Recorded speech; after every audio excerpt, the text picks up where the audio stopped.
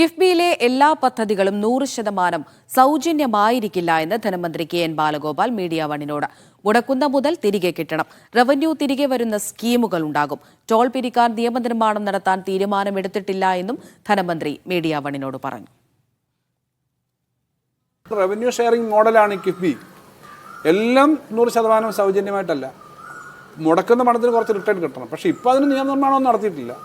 മുടക്കുന്ന പ്രധാന പ്രൊജക്റ്റുകൾക്ക് commercial value ഉള്ള ഇപ്പോൾ മാർക്കറ്റുകൾ, വലിയ IT പാർക്കുകൾ, ഷോപ്പിംഗ് മാളുകൾ, അതുപോലെ പ്രധാനപ്പെട്ട പല പദ്ധതികളും, അതിന് ഒന്നിലും പലിശ സഹിതം റിട്ടേൺ അടയ്ക്കേണ്ട പല പദ്ധതിയുണ്ട്. അതിന് അല്ലെങ്കിൽ കിഫ്ബി എന്ന് പറയുന്നത് നിന്ന് പോകും. ഈ പറഞ്ഞ അവർ ഇത് തകർത്തു പോകും. ഇത് തകർത്ത് ഇതൊന്നും ഇല്ലാതാവുകയല്ല വേണ്ടത്. അപ്പോൾ അതിനനുസരിച്ചിട്ട് റവന്യൂ ജനറേറ്റ് ചെയ്യുന്ന സ്കീമുകളുണ്ടാവും കിഫ്ബിക്ക്. ബാക്കി വരുന്ന വാർത്തകളിലൊന്നും വലിയ അടിസ്ഥാനമില്ല. കെ.ആർ. സാജു വിവരങ്ങൾ നൽകാനായി തിരുവനന്തപുരത്ത് നിന്ന് ചേരുന്നുണ്ട്. സാജു, ബജറ്റ് പ്രഖ്യാപനം വരാനിരിക്കുന്നു. കിഫ്ബിയിൽ എന്താകുമെന്നാണ് ധനമന്ത്രി പറയുന്നത്?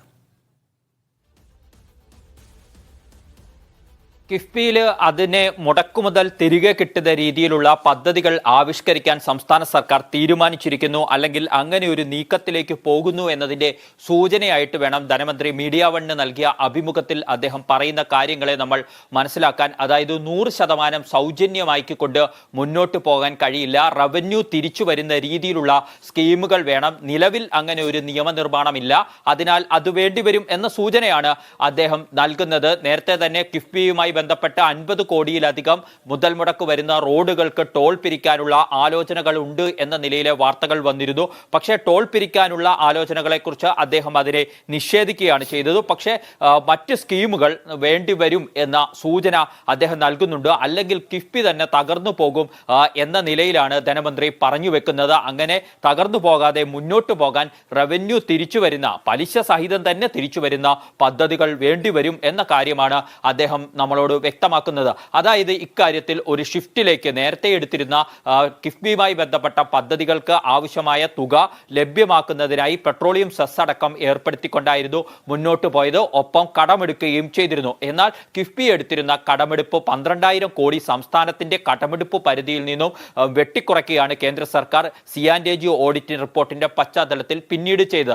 അത് സർക്കാരിന്റെ കടമെടുപ്പ് പരിധിയെ അടക്കം ബാധിക്കുന്ന ഘട്ടത്തിലേക്ക് പോയപ്പോഴാണ് കിഫ്ബിക്ക് സ്വന്തമായി തനതു വരുമാനങ്ങൾ കൂടുതലായി ആവിഷ്കരിക്കുക എന്ന തലത്തിലുള്ള ശുപാർശകളിലേക്ക് ഇപ്പോൾ കാര്യങ്ങൾ പോകുന്നത്.